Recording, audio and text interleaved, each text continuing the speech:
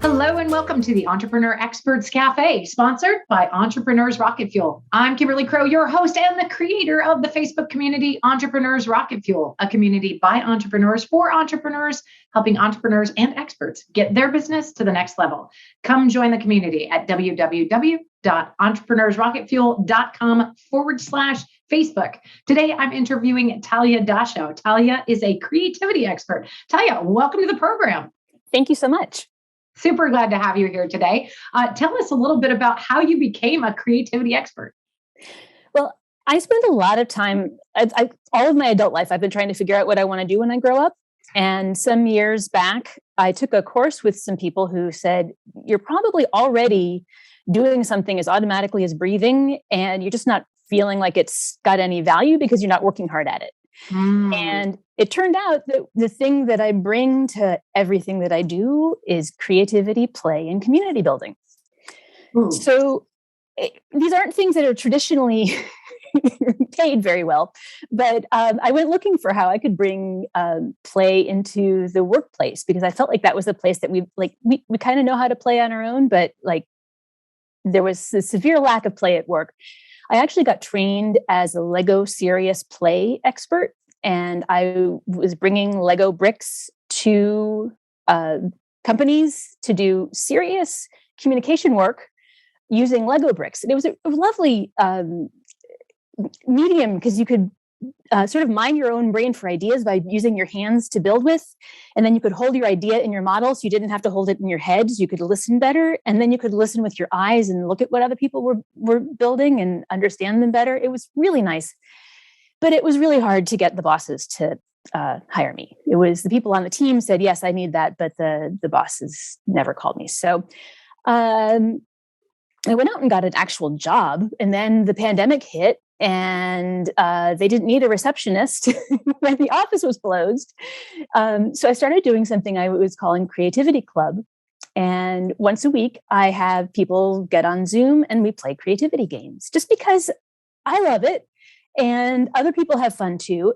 And it turns out that being creative on a regular basis lets people be more flexible in their thinking, more comfortable with ambiguity, better problem solvers, better brainstormers, more confident, all kinds of really great stuff. And we don't talk about any of that. We just play.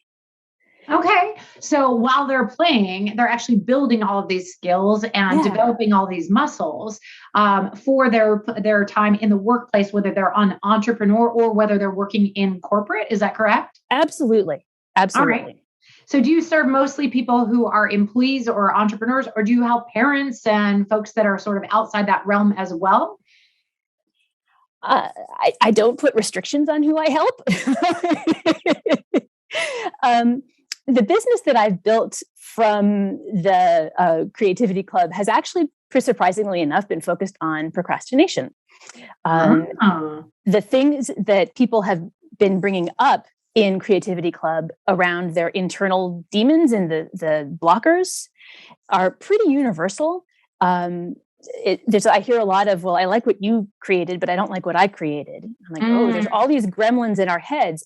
All of us, everybody who shows up has said this at some point, that we have our own messages in our heads about whether something is good, and we're way harsher to ourselves than we are to other people.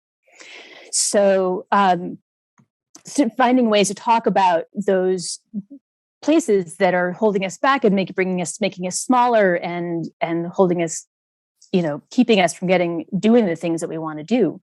So I coach around procrastination. I one-on-one with people, and in those situations I get a lot of entrepreneurs, because there's a lot of places you can procrastinate if you're not an entrepreneur. Well, that's for sure. I can speak from experience on that one. I know that if it's not fun, it's not worth doing is my motto. So if that's the case, then I am going to procrastinate if it doesn't seem like creative and fun to me. Yeah. Do you find that that's very common with the people that you help? Yes. Yeah. I had a client just the other day who was like, I'm always after the next exciting idea. I don't want to go finish an idea that I've already started. That's just drudge work. Okay. So starting, but not completing ideas. Yeah. And how do you help them with that? Well, what I've discovered around procrastination is there's sort of three major umbrellas that the procrastination falls under. There's perfectionism, resistance, and overwhelm. Okay, that's perfectionism, resistance, and overwhelm. Okay. Yeah. Share with us the differences between those. All right. So this is if you're a pro at procrastination, you get all three. Fair enough. Perfectionism shows up if you know somebody who is always getting another degree or studying something before they get their thing started, or I have to have a better website before I can start, or I have to do so, or they start something, but they never think it's good enough because the goalposts keep moving. That's what perfectionism looks like a lot. Resistance is usually a response to some kind of message in our brains that we're often not even aware that we've got, that has some kind of should in it.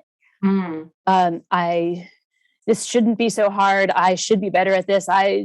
This other person shouldn't be so much better, that have so many more likes than I do. Whatever it is, it brings up some really bad feelings, and then we try to avoid the feelings.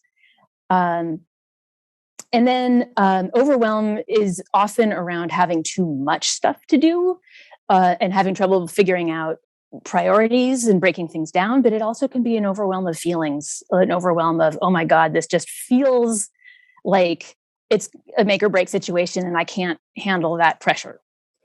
So we do a lot of inner work on how to change those inner messages. All right. Well, I'm sure that our listeners probably have resonated with one of those three things, either perfectionism, resistance, or overwhelm. If they want to work with you directly to get through this in a creative, in a creative way, in a world filled with play instead of shoulds, how can they get a hold of you? I have two places on Facebook that I would love to have people come find me. One is Talia Dashow Coaching. Do you want to spell that out for the people who are listening from cars or whatever? My name isn't easy to spell. Talia is Talia. Dashow is D like David, ASHOW. So Talia Dashow Coaching. And then I also have a group page where people can play creativity games with me called Creativity as a Spiritual Practice. Creativity as a spiritual practice. Yes. All right, that sounds lovely. I definitely can see the higher vibrations happening when we play in a more creative way and make it all about fun. All right, fantastic. So thanks so much for carving time out of your day today to be with us. We really appreciate it. We know you're a busy woman. But before we let you go, is there any final word you'd like to give to our crew? Yeah, just try it and see what happens. That's the sort of the gist of creativity, is like, you don't have to have it perfect before you start. Try it and see what happens. Try it and see what happens. Words to live by. All right, folks, this has been another episode of the Entrepreneur Experts Cafe with Talia Dashow. Super excited you were able to join us. We'll see you next time. Cheers.